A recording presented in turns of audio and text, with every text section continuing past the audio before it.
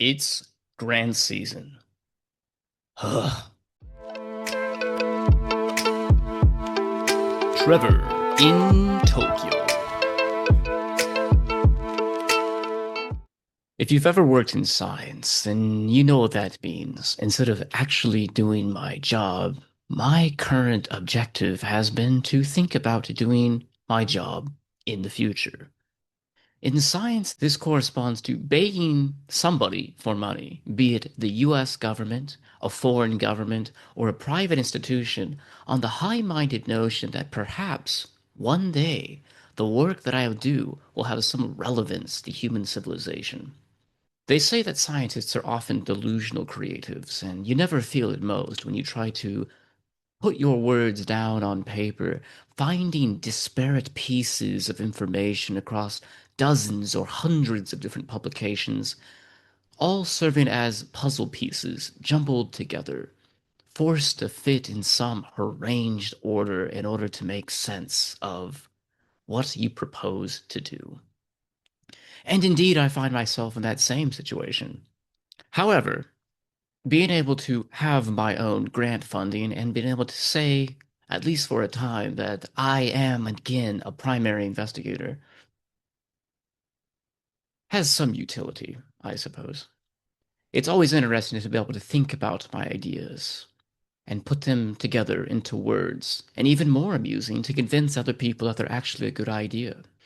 However, this perspective recently has really dominated my thoughts, and I haven't been able to think about good ideas for these videos. So perhaps it'd be interesting to actually talk about what I do and what I study. I'm a neuroscientist, or as we say in the business, nerd science.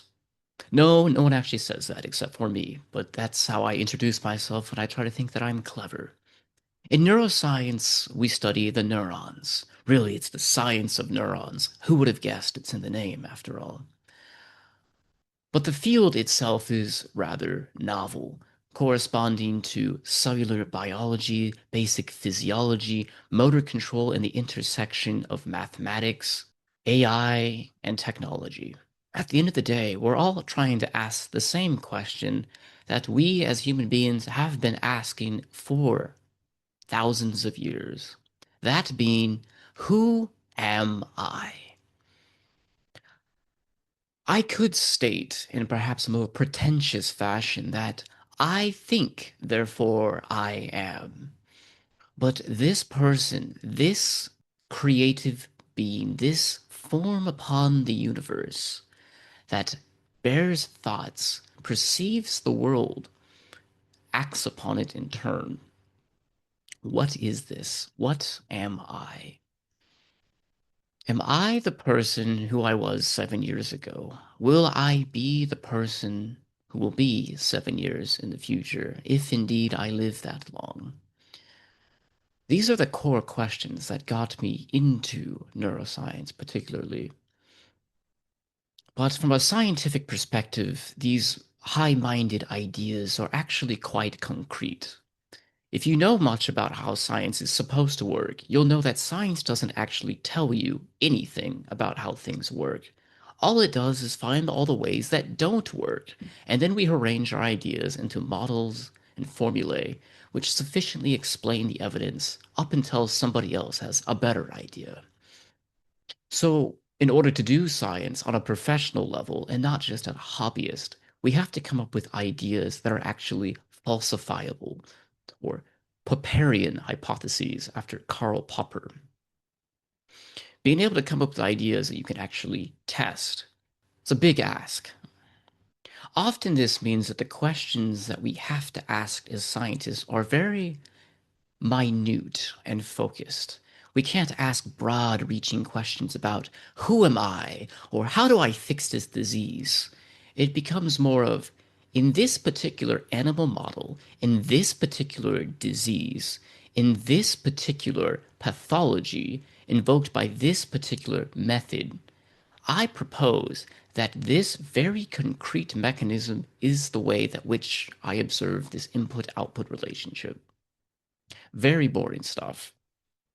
But the ideas underlying them can be quite broad. Before I came to Japan, I was working in a bullfrog, and I get asked all the time, what is the use of a frog in telling us about science and telling us about who I am as a human being? Well, there are a couple of answers that I could pose to such a question. The first is, you probably don't want me to be poking around in a human being, at least while they're still alive. The second being is, bullfrogs don't have the opportunity to say no when I want to do experiments on them. But in a more serious sense, underlying science and underlying our attachment to science, we have the fundamental idea that the nature of the universe is rational, and that by study of the universe, or study of a part of the universe, we get an idea about how the universe is structured in a whole. And we, as members of that universe, living embodied within the same principles which govern the world around us, might hope to understand who we are and perhaps why we are. When I think about what it means to be a human being, that is both in the biological sense, but in the teleological sense, or why do I exist? For what purpose was I brought into this world? I look at the creative art. We know that other species, ravens, octopi, elephants, squid, these creatures also exhibit intelligence and creativity to some extent, some basic mathematics, which is to say more than most Americans. But the ability to act upon the world, the ability to make sense of what I am perceiving, to formulate a solution and to act upon it, or in a more abstract sense, to take my thoughts, already an ephemeral part of some formulation within my mind, and transform it through the action of my body into some sort of manifested document, as imperfect as it might be, is the creative act. And in the creative act, I believe that we find our purpose in imitating the same forces that brought us into existence. That is, we as created beings act upon creation to create. But our ability to act upon the world in neuroscience, I'm interested in how exactly is it that we, as a physical manifestations of the universe, embodied within the universe, can indeed act upon it. And perhaps this is too abstract, high-minded, or sophistic. More practically speaking, when I lift a heavy weight, or I go for a run, or I feed myself and I exhibit agency upon the world, my ability to designate myself as an independent agent upon the world relies upon my ability to act. An entity which has no ability to act upon the world is an impotent. Could you imagine if you were a brain in a jar who could always perceive the world but never act upon it, to be separated from the creative act? It would be a terrible thing, a passive thing. You could only observe the universe. We know that in human pathologies, in human injuries, when you're injured, especially on a nervous system injury, your capability to act upon the world is often deficit. This is most often seen in cases like spinal cord injury or stroke.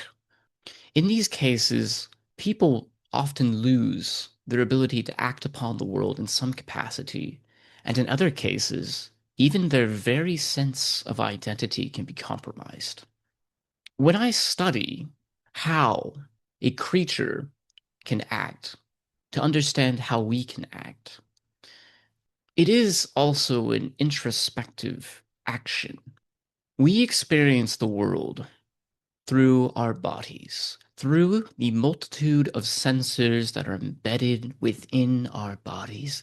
Every hair every joint, every bit of skin covered in sensors, perceptions from anatomical structures converted into electrical impulses, transmitted through the nerves into the spinal cord. These impulses within the spinal cord have to be filtered and utilized both at the level of the spinal cord to evoke motor reflexes, but also sent to your brain to understand and plan your future actions based on where you are in space, based on your perceptions of the world. Now, we also know that these perceptions can be turned directly into action even without your agency. If you've ever touched a hot stove and pulled your hand away, you've exhibited these reflexes. When you've been to the doctor, and hopefully you have, and you've had a hammer on one of your joints and you get a reflexive action, this is the action of your body converting sensation into motor commands. How do you know from these sensors where you are in space? And how do you use this perception to tell you where you're going? Consider this as well. Every channel, every neuron that carries this information is itself a randomly spiking semi-stochastic process whose overall activity might correspond to some other covariate, some other signal in the world, but whose action is noisy, corrupted, imperfect.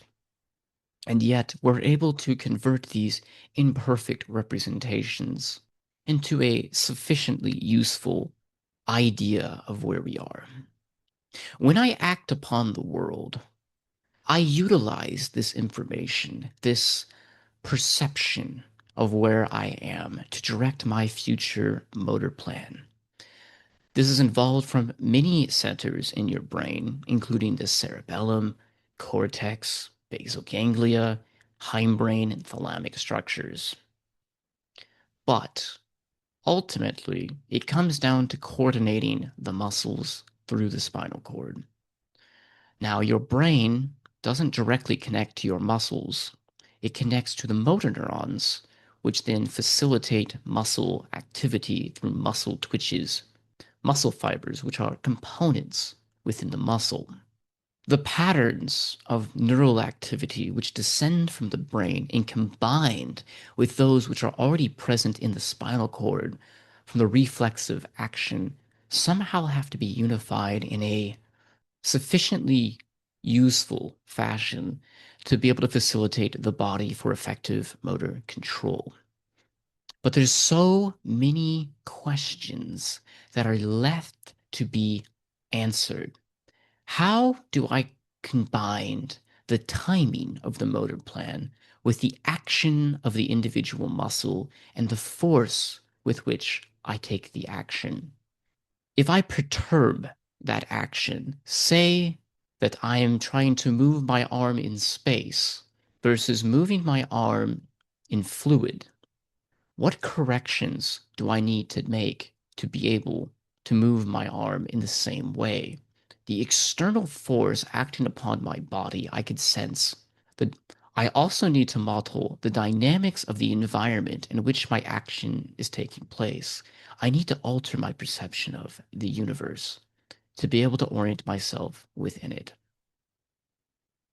Unlike how we often perceive ourselves, the action of the nervous system is probably a lot less of a single unified entity who reigns over the body as a pilot might a meat suit, as some crude commentators online might liken the majesty of the human body and the human existence within it. Rather, it's more of a symphony. Each part, each section of the nervous system as an individual player within it, led perhaps by a conductor who coordinates the actions together, but who by itself does not evoke the music, nor does any one part does any one musician make up the sum of the orchestra?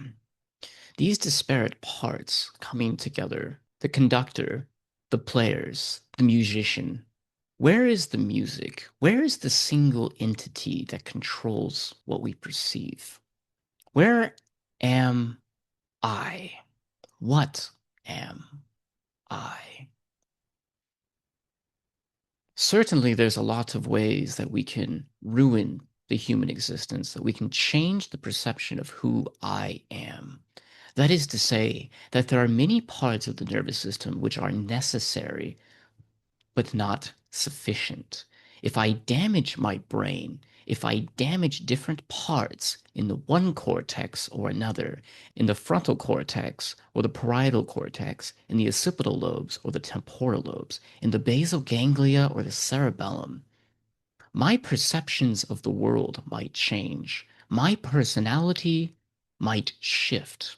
I might no longer be able to support life and my body perish. But from where of these actions do I exist? Which one of these places holds what we might consider the ego, or more classically, the soul? No one place that we know of contains I. But without all the parts, neither do I exist. How much can I corrode a song, corrupt it with noise, fail at playing some of the parts before the tune no longer exists? And as I age, as the performance of different parts of the nervous system or my body continue to deteriorate, as the song continues to deteriorate and change over time, do I change? Am I still the same person who was 10 years ago? Every cell of the body, save perhaps the nervous system, turns over every 7 years or so. My skin, my hair, my muscles, my organs, all of it, save for perhaps my nervous system, change.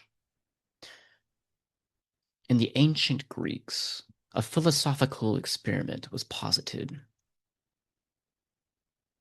A ship departs from the port of Theseus and goes out and comes back, and it's found that some of the moorings are damaged, that some of the sails need to be replaced, and so these parts are replaced. And again, the ship goes out and comes back, and it's found that there are gaps in the hull, and so these are pulled out and replaced. And this process repeats over and over and over again. Each time the part is perfectly crafted to match the part that replaced, and over it goes, each time replacing another part and another part with a newer one. And eventually, the ship is no longer composed of any of the same parts with which it was made. Is that ship of Theseus still the same ship? What does it mean for that ship to exist? Is the very concept of that ship just a figment of my imagination? That is the ship just a constantly changing object, and the mental affixation of calling it this ship or that ship is simply a mirage, an image produced in the mind which has no bearing in reality? Or perhaps there was a ship once, is a ship, the idea of the ship, the form that was once borne by craftsmen, carried out by sailors, utilized and born in the minds of those who were on it and who saw it, who perceived it. This element of the ship, this form of the ship, still exists, always existed since it came into being.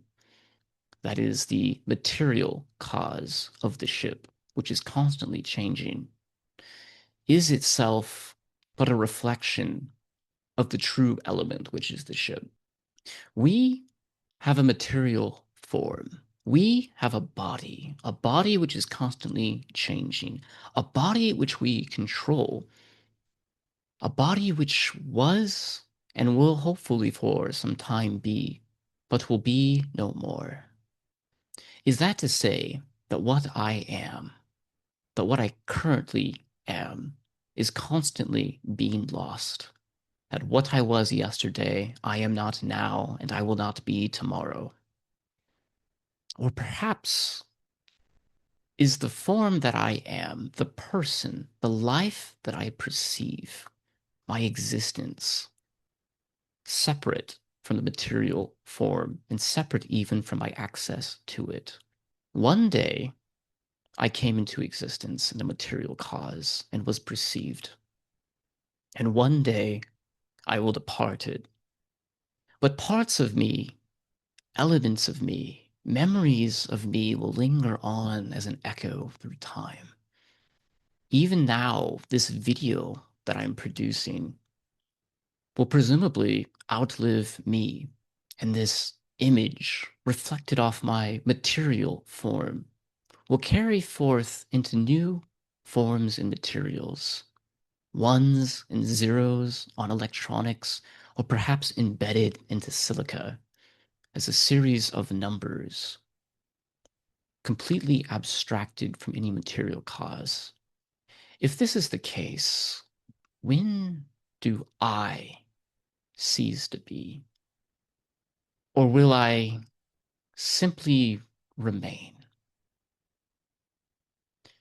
In a very limited fashion, we can see our lives maintained by elements outside of us, retained for indefinite periods of time, long after we vanish. Pictures, stories, thoughts, the creative act that we as human beings have, our actions upon the world, they exist far longer than we will in the material form. And so we can see that even with these finite lived material causes, ghosts of who we are, or perhaps what we are, remain. If I can write down, record every atom in my body, every molecule, every position, and could recreate with perfect certainty in new atoms the same structure that I currently have, where am I?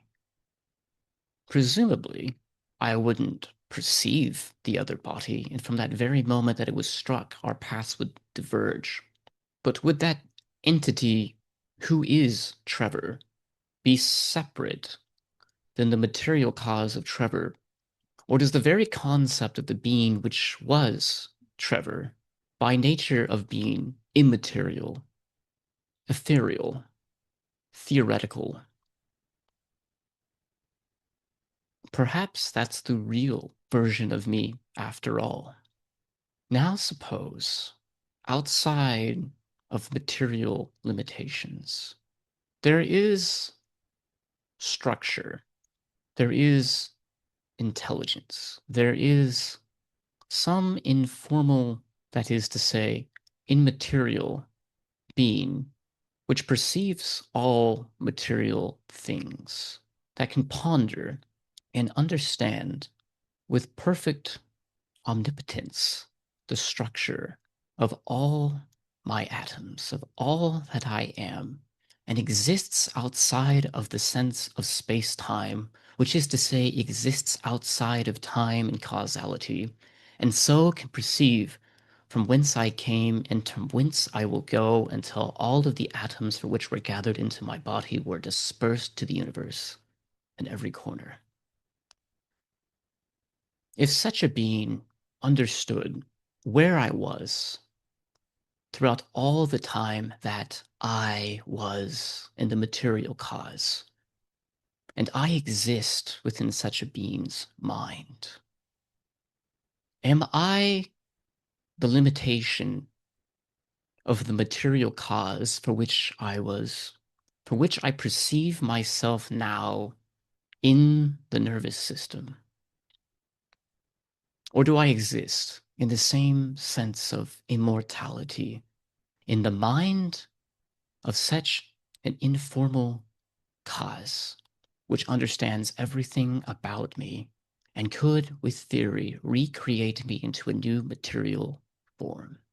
That is to say, that once I came into existence, I have always existed. I was always perceived by such a being, and will always be perceived by such a being, and can again be cast at any time within my life as I perceive it upon this temporal axis into a new material form. Call it a copy, call it resurrection. These are the ideas that percolate in the back of my mind when I consider neuroscience, when I consider the human existence as a manifestation of the neurons in the formal cause to which I'm assigned, and when I consider the deficit of being able to act as a creative agent, as a co-creator in creation, because my body will no longer allow me to interact upon the created world. Can I think of anything so dehumanizing?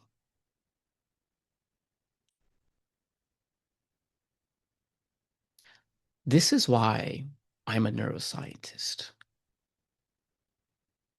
This is what questions linger in my mind, what fears brew beneath the surface, and what beautiful truths yet seem to remain outside of sight, just beyond the realm of the material form to which our eyes are limited. Will I find some sort of greater meaning? Probably not. Not in my research. But I might be able to, for a time, better understand who I am and what I am by understanding the material cause into which I was created and the material cause to which other things were created. To dig into the rational side of the universe, which underlies the animal, the plant, the inanimate, and the human. Beneath it all, there is simply the phrase, I am. I think, therefore I am. And that which perceives me, I am that I am. And in such things, we can place our hopes.